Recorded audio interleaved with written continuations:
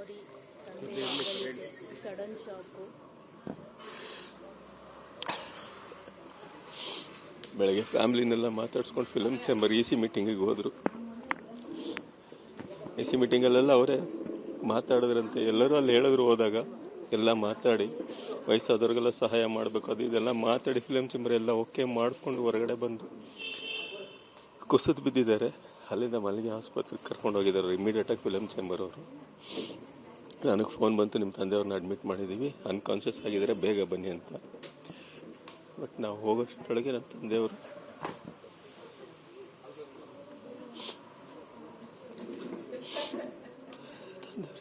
ಇರಲಿಲ್ಲ.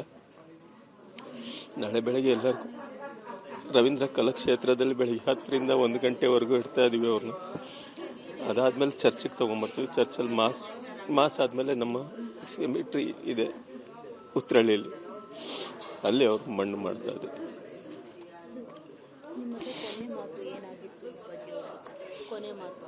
ಅವ್ರು ತುಂಬ ಆರೋಗ್ಯವಾಗಿದ್ರು.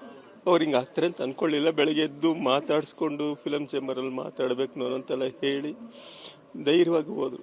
ಅವರು ಆರೋಗ್ಯವಾಗಿ ಇದ್ರು, ಅವ್ರಿಗೇನು ಪ್ರಾಬ್ಲಮೇ ಇರಲಿಲ್ಲ, ಏನೂ ಇರಲಿಲ್ಲ. He was very fit and fine. ನಮಗೆ ಆಶ್ಚರ್ಯ, ಹಿ was very fit and fine. ಅವ್ರಿಗೇನು ತೊಂದರೆ ಇರಲಿಲ್ಲ, ಒಂದು BP, ಒಂದು ಶುಗರ್ ಅಂಥದ್ದು ಏನೂ ಇರಲಿಲ್ಲ. He was very fit and fine, ಚೆನ್ನಾಗಿದ್ರು. ಅದೇನಾಯ್ತು ಅಂತ ಗೊತ್ತಿಲ್ಲ. ಫಿಲಮ್ ಚೇಂಬರ್ ಹೋಗಿ ಮಾತುಕತೆ ಎಲ್ಲ ಮುಗಿಸಾದ್ಮೇಲೆ ಹೊರಗಡೆ ಬಂದು ರೆಸ್ಟ್ ರೂಮ್ಗೆ ಹೋಗ್ಬಿಟ್ಟು ಬಂದ್ರಂತೆ, ಕೊಲಾಪ್ಸ್ ಆಗಿ ಬಿದ್ದಿದ್ದಾರೆ. ಅಷ್ಟೇ ಗೊತ್ತಿರೋದು, ಅದಾದ್ಮೇಲೆ ಏನು ಗೊತ್ತಿಲ್ಲ.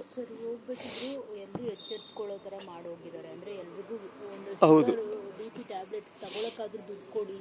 ಹೌದೌದು, ಅದು ಮಾಡಿದ್ದಾರೆ ಫಿಲಮ್ ಚೇಂಬರಲ್ಲಿ. ಹಿರಿಯ ಎಲ್ರಿಗೂ ಸಹಾಯ ಮಾಡಿ ಅಂತ ಹೇಳಿದ್ದಾರೆ. ಮಾಡಿ ಅಂತ ಎಲ್ಲರಿಗೂ ಒಳ್ಳೇದು ಮಾಡಬೇಕು ಅಂತ ಅವ್ರು ಮುಂಚೆಯಿಂದನೇ ಇತ್ತು. ಅವರು ಎಲ್ಲ ಹಿರಿಯ ನಿರ್ಮಾಪಕರಿಗೆಲ್ಲ ಸಹಾಯ ಮಾಡಬೇಕು ಫಿಲಮ್ ಚೇಂಬರಿಂದ. ದಯವಿಟ್ಟು ಅದಕ್ಕೆಲ್ಲ ಮಾಡಿ ಸಹಾಯ, ತಿಂಗಳಿಗೆ ಇಷ್ಟು ಅಂತ ಕೊಡಿ ಅವ್ರಿಗೆಲ್ಲರಿಗೂ ಅಂತ ಮಾತುಕತೆ ಎಲ್ಲ ಮಾಡಿ ಎಲ್ಲ ಒಪ್ಪಿಸಿ ಎದ್ದು ಹೊರಗಡೆಗೆ ಹೋದಾಗ ಅವ್ರಿಗೆ ಈ ಥರ ಕೊಲಾಪ್ಸ್ ಆಗಿ ಬಿದ್ದಿರಂತೆ. ಅಷ್ಟೇ. ಬೆಳಗ್ಗೆ ನಮ್ಮ ಹತ್ರನೂ ಮಾತಾಡ್ಕೊಂಡೇ ಹೋದ್ರು, ಹಿಂಗೆ ಹೋಗ್ತಾ ಇದ್ದೀನಿ, ಇವತ್ತು ಮಾತಾಡ್ತೀನಿ, ಒಪ್ಪಿಸ್ತೀನಿ, ಎಲ್ಲರಿಗೂ ಒಳ್ಳೇದು ಮಾಡಬೇಕು, ಏನೋ ಒಂದು ಮಾಡಬೇಕು ಫಿಲಮ್ ಚೇಂಬರಲ್ಲಿ ಅಂತ ಹೇಳ್ಬಿಟ್ಟು ಈ ಡಿಡ್ ಇಟ್ ಮಾಡಿದ್ದಾರೆ.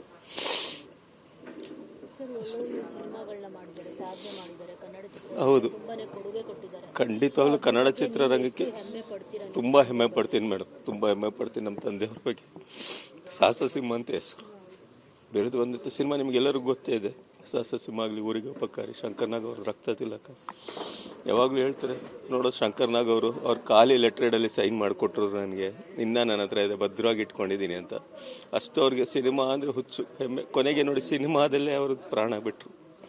ಸಿನಿಮಾಗೋಸ್ಕರನೇ ಹೋರಾಡಿದ್ರು. ಸಿನಿಮಾ ಯಾವಾಗಲೂ ಅವ್ರ ಮನೇಲಿ ಸುಮ್ಮನೆ ಕೂರಲ್ಲ, 24 ಗಂಟೆ ಸ್ಕ್ರಿಪ್ಟ್ ಮಾಡ್ಕೊಂಡು ಕೂತಿರ್ತಾರೆ. 15-16 ಸ್ಕ್ರಿಪ್ಟ್ ಇದೆ ಇನ್ನು ನಮ್ಮ ಹತ್ರ ಮಾಡೋದಕ್ಕೆ.